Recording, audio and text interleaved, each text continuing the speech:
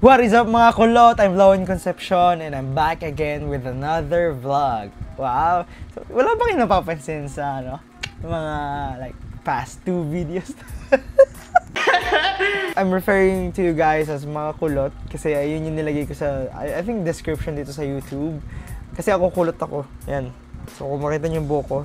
Ang weird nga kasi dito kulot ako. Pero dito sa likod hindi, para lang siyang wavy.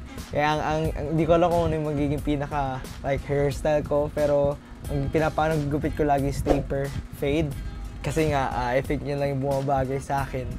So, ayun lang yung lagi ko pinapagupit na ngayon.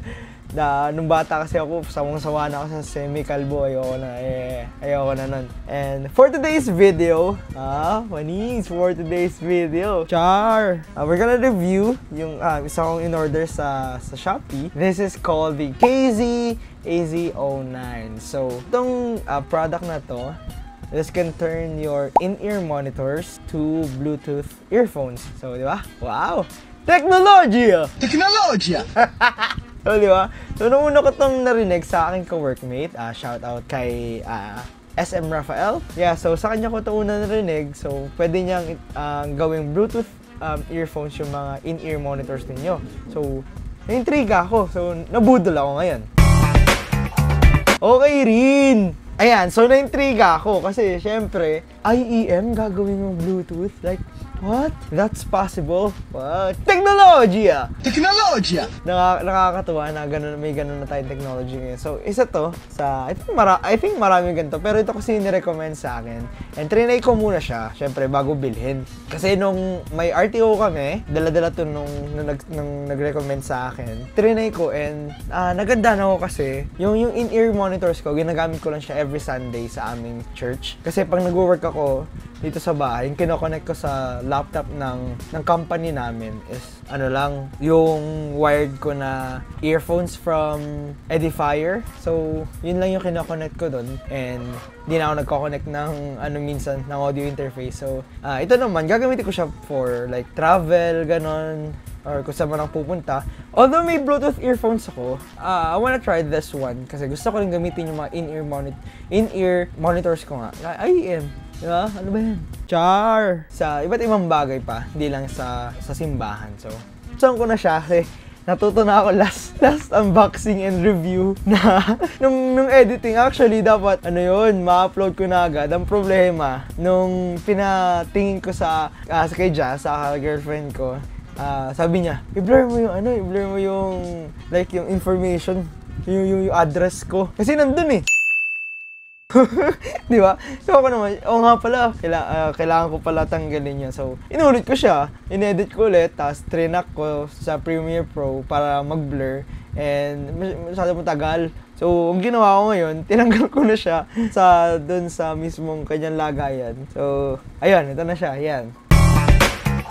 Tara, buksan natin ito ngayon. Kumuha na ako ng gunting para arte-arte pa, kuha pa.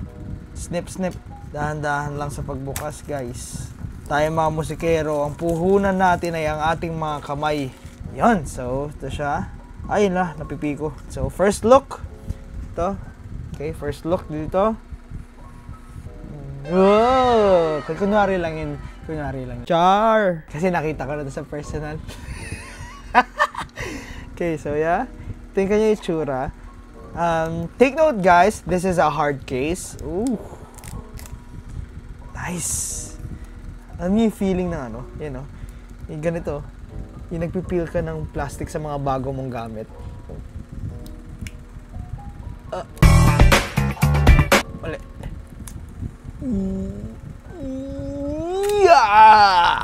Ano ba yan? This is the unit. Ayan. May KZ na nakalagay sa dito sa like yung logo nila. So, here it is. Just taas muna.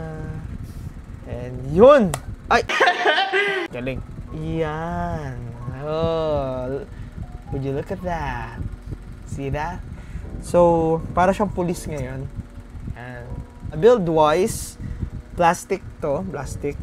Yan, plastic lang to. And ito, may takip. Like, parang cover. Yung wire. And yung kinuha ko pala, kasi may yung IEM pala, nung nakaraan ko lang dito nalaman, na may mga type pala yan. So itong kinuha ko is type C. Yan, yung nasa loob yung parang pin. Kasi meron dyan yung type B, yung wala sa loob tong nakalabas yung pin. Kasi yung mga IEM ko kasi, dapat nasa loob yung parang may cover yung pin. Kasi dapat papasok siya doon sa loob. So, ayun. Build quality, gaya na sabi ko, plastic siya. Then, may cover dito na parang plastic din. Kasi ito yung kanyang pin. Diyan may kakabit yung IEM. Dito may kakabit yung IEM. Dito.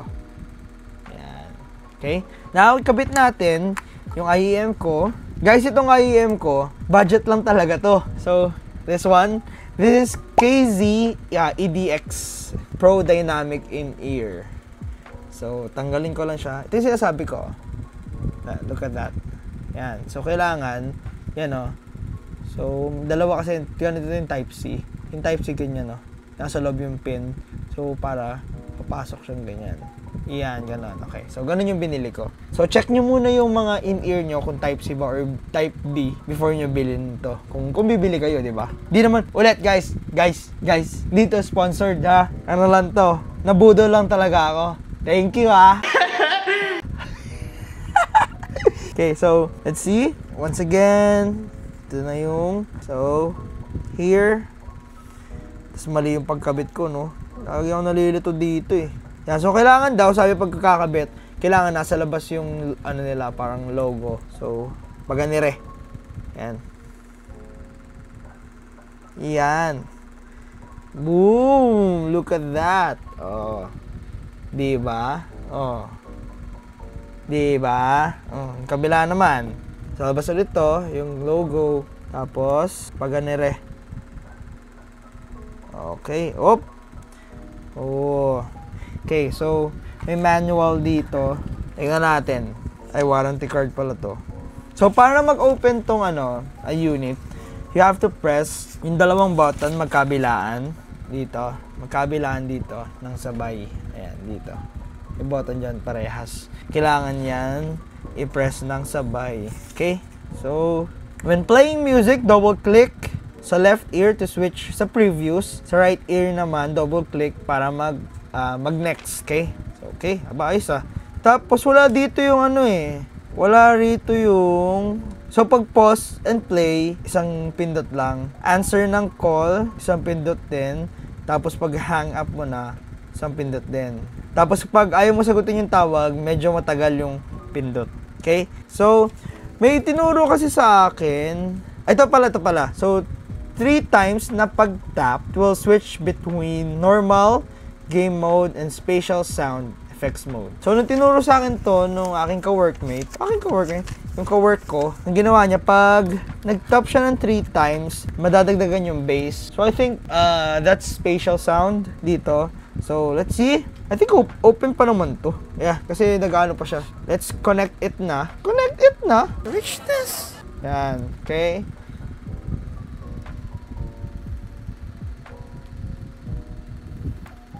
Kakonect ko siya dito sa phone ko muna. Yan. So, sabi niya, nung pinindot ko siya ng 3 seconds, kagaya na sabi sa manual, turn on! Connected! Searching. Yan. Lumabas na. Ayan. So, AZ09 here. Okay, guys. So, quick disclaimer lang. Baka kasi yung description ko sa maririnig ko sa inyo. Kasi, remember na yung in-ear monitors nyo is different sa akin. So, yung brand ng akin is KZEDX Pro Dynamic In-Ear Earphones na I think this is from KZ rin, kung saan galing tong brand na to. So, yun yung in-order ko. This is 400 pesos sa Lazada. Baka kasi iba yung sabihin ko na ma-base siya, pero pagdating sa inyo, ba't ganun? Low-end, di naman mabase. So, disclaimer lang, baka magkaiba tayo ng in-ear monitor, earphones. So, try ko muna to with the KZEDX Pro Dynamic In-Ear. Then, mamaya, try natin with Popcorn Bass X9 Pro 2023. Kasi meron din ako nun. So, that's around 415 pesos. So, di ba? Budget na budget ng IEM ko. So, game. Okay, papatugtog ako ng let's play Disconnected by 5 Sauce. So this is around, I think, 60%. Yeah. May bass na siya enough. I think naka-normal mode pa siya. So, wait. Total naka-mic naman tayo. And lalaksan ko na lang yung earphones. Let's do this. Tanggalin natin ito isa. Ganito. I think makaka-affect din yung quality ng microphone nitong Hollyland. Pero, at least, maririnig nyo. Kahit pa paano, may idea kayo kung ano yung tunog nitong mismong unit na to. So, let's listen. Guys, disclaimer ulit kasi may ibang quality tong Hollyland, so baka mag-iba yung pandinig. Pero at least maririnig nyo, di ba? Kakat-cut ko yan kasi maka-copyright ako. Yan. Okay, so napakinggan nyo siya ng ganon. So, yun yung tunog from KZ EDX Pro. I think it's good naman, pero hindi ko pa siya napakinggan sa full volume niya. Pero ayoko siya pakinggan ng full volume niya. I think it's okay naman. Ginagamit to nung nag-recommend sa akin kapag tumatakbo raw siya. So, pag nagja-jogging siya, ganon, ginagamit niya raw tong unit na to. So, ito, ganyan yung itsura niya. And may microphone din to. May microphone din yan kasi nga, pag tatawag ka, syempre, kagaya ng ibang Bluetooth na earphones, may mga built-in yun, di ba? So, may built-in daw to. And itatest naman natin yun. Ngayon. Hello! So, this is how it sounds kapag naka-screen recording. Take note, screen recording lang to ha, kasi trinay ko siya dito sa camera, but hindi siya gumagana. Napipick up pa rin yung nagagamit pa rin yung built-in microphone ng phone ko. So, this is how it sounds like. I think medyo malayo siya for me. So, medyo mahina dahil, I think, kasi nga nandito sa likod yung microphone niya Feeling ko ganon. So, yeah, this is how it sounds like sa room na tahimik. Tapos, gabi ngayon. Tapos, check naman natin kung maririnig ba tayo pag maingay yung paligid. Pag nyari nasa kalsada tayo, ganon. So, let's do that right now. Hello! So, what's up? This is Future Lolo. Tagal na ng video. So, ngayon, tinatry ko itong AZ or ito yung sound niya. Napaka-idea siya ko dito. Narinig ako. Kayo, most okay, thank you, Future Lowen. So, yan yung tunog niya sa kasada or kung saan mang public place. Siyempre, ngayon ko na tatapusin yung video. Hindi ko na pagpabukas to. Diba? Okay. So, ayan, yun yung tunog niya. And right now naman, we're gonna test yung aking isang in-ear pa, which is yung Popcorn Bass X9 Pro. Okay, so, kagaya na sa pangalan niya, medyo ma-bassy siya. Ito siya. Ayan. Medyo, yung gamit kong, dito is yung malaki. Ayan. Let's try it out. Buti na lang yung mga in-ear na nabibili ko na hindi pa ako aware noon. Buti na lang, puro Type-C. Saktong-sakto rito sa binili ko. Okay, ulit. So, sa labas to. Dito naman to. Ayan. Okay, isa pa ulit.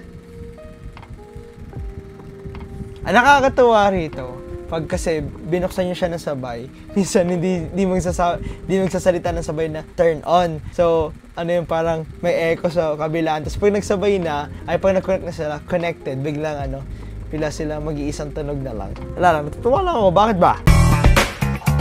So, in-expect ko dito sa in-ear ko na to na medyo mas maririnig yung low end kasi nga sa pangalan pa lang niya, 'di ba? Bass X9 Pro na. So, na-expect ko talaga dahil lagi ko nga din ginagamit to sa pagtugtog, mas naririnig ko yung low end. So, let's hear it. Ngayon, try natin to Every Summertime by Nikki. Yup, mas naririnig ko yung low end niya. Okay, so ito siya. Pag pinakinggan nyo,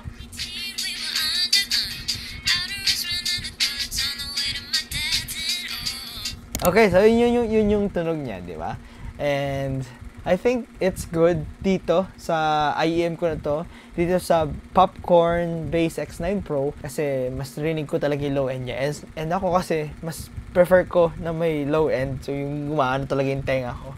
Diba? Yan, gaya na sabi ko kanina, disclaimer na pwede magkakaiba tayo na IEM, magkakaiba yung maging tunog nito. Pipili lang kayo ng IEM na gusto nyo. Tapos i-connect nyo lang siya dito. Pero yung yung IEM na natatanggal. Kasi baka mamaya mga IEMs nyo di natatanggal. Pilitin nyo masisira yan. Okay rin! Ayan.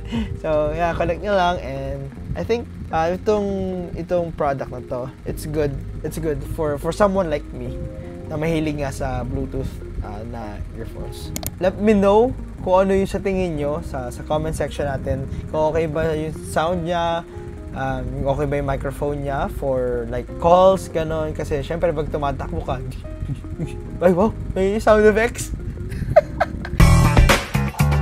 Pag naglalakad ka, ganon, di ba? Pag may ingay. Nakalimutan ko pala sabihin kung magkano to. Kanina pa ako daldal dito. Kung hindi ko pa sinasabi pala kung magkano ko to nakuha. Nakuha ko to sa Lazada. Lazada pala siya, guys. Sorry. Chinek ko lang ngayon. Kung nabanggit ko man na Shopee kanina. Pasensya na. Ano ba yan? And this is 860 pesos. For a device or a unit na pang-convert, I think it's pretty good. Di ko masabi na kung super worth it niya ba or super duper kailangan sa pang-araw-araw na pamumuhay. Hindi! Pang-araw-araw na pamumuhay. For me, dahil mahilig ako sa mga Bluetooth na ganyan, dahil pag bumabiyahe ako, yung may mga wires. Pero iba pa rin ang sound pag naka-wired na earphones ka. Yun. Isa yun. Iba pa rin, pero ako personally, my preferred choice is Bluetooth na mga headphones, earphones, kasi ayoko naranasan ko na kasi yung kukuha ko yung bag ko, ganun, tataas ko, sumasabit yung wire sa akin. So, ako, as a guy na mahilig sa Bluetooth, okay sa akin to. KZ AZ09.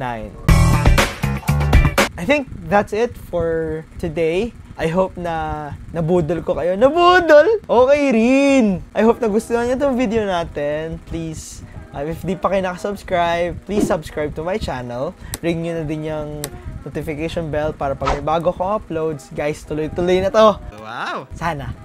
Ano ba yan? Tuloy-tuloy na to.